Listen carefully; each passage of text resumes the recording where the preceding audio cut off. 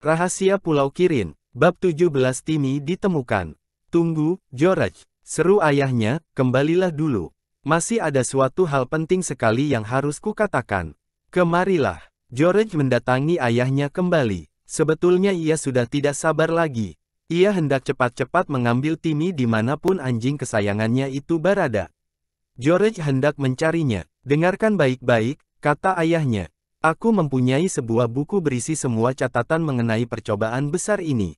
Orang-orang itu belum menemukannya. Aku ingin agar kau menyelamatkannya ke daratan George. Jangan sampai hilang. Jika kedua laki-laki itu sampai memperolehnya, maka mereka akan memiliki semua keterangan yang dicari-cari selama ini.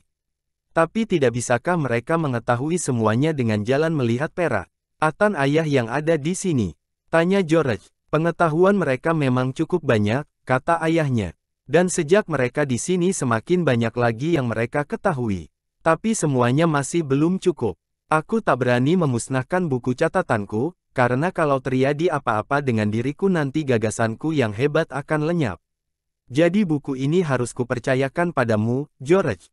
Kau harus membawanya ke alamat yang akan kuberikan dan menyerahkannya pada orang yang ada di situ. Besar sekali pertanggungjawabannya, kata George. Ia agak ngeri disuruh menjaga buku yang begitu besar artinya.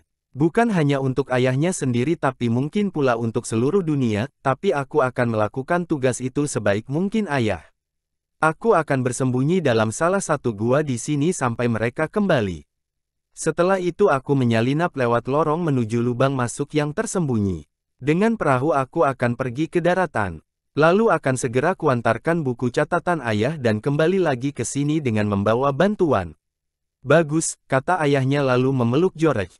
Sungguh kau benar-benar bersikap tabah seperti anak laki-laki George, aku bangga padamu. George tersenyum pada ayahnya karena menurut perasaannya ucapan ayahnya itu sangat menyenangkan. Sekarang aku hendak mencari Timmy dulu.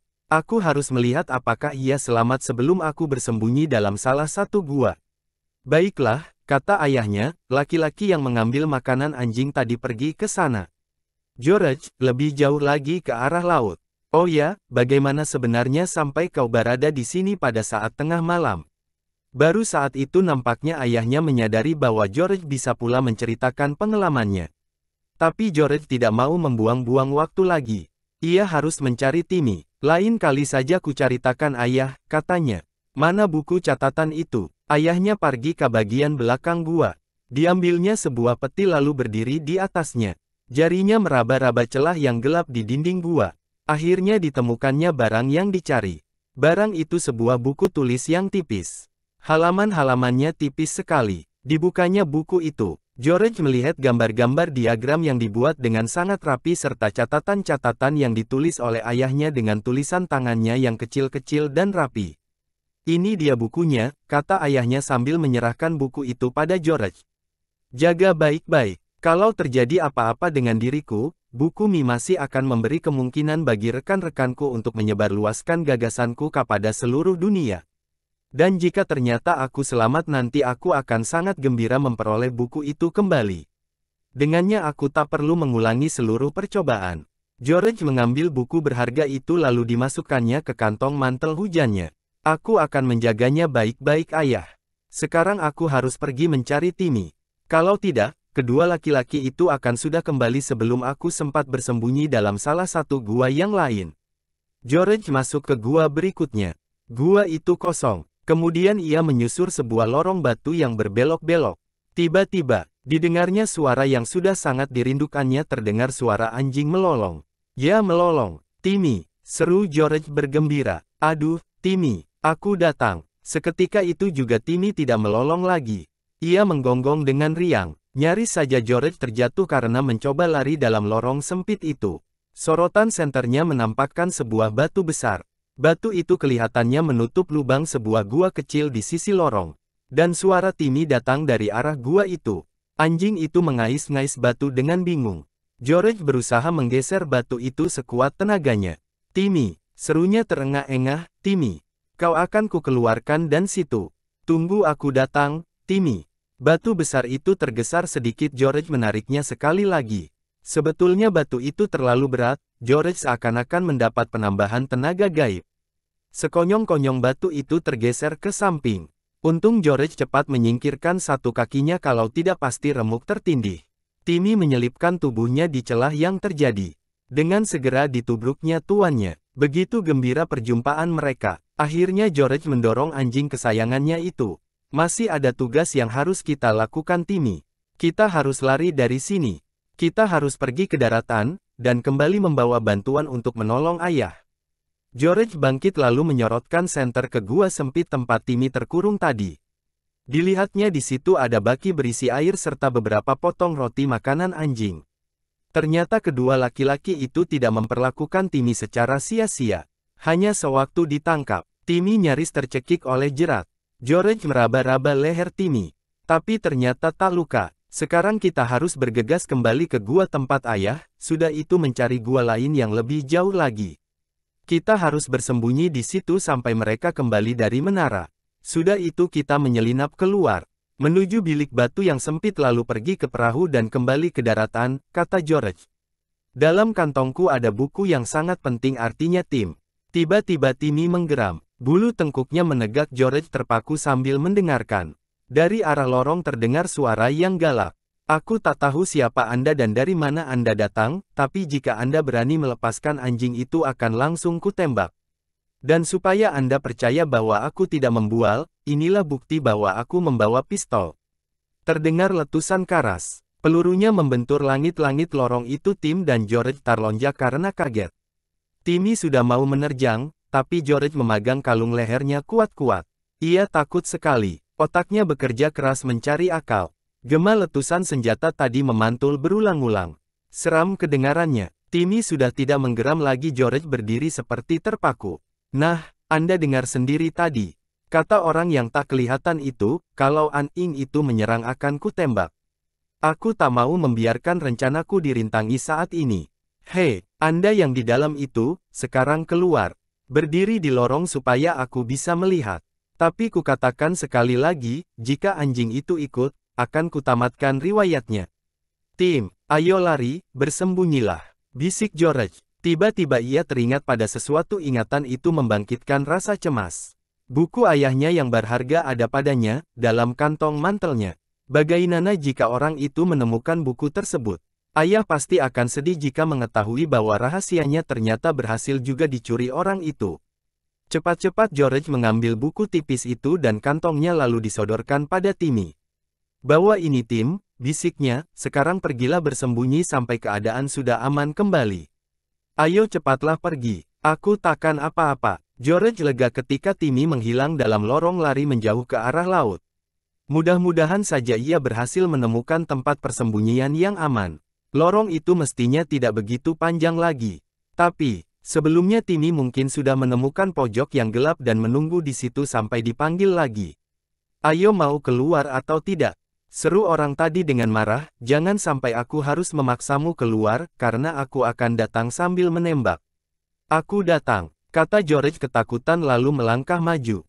Dilihatnya cahaya senter dan sesaat kemudian matanya disilaukan cahaya itu yang memancar tepat mengenai mukanya.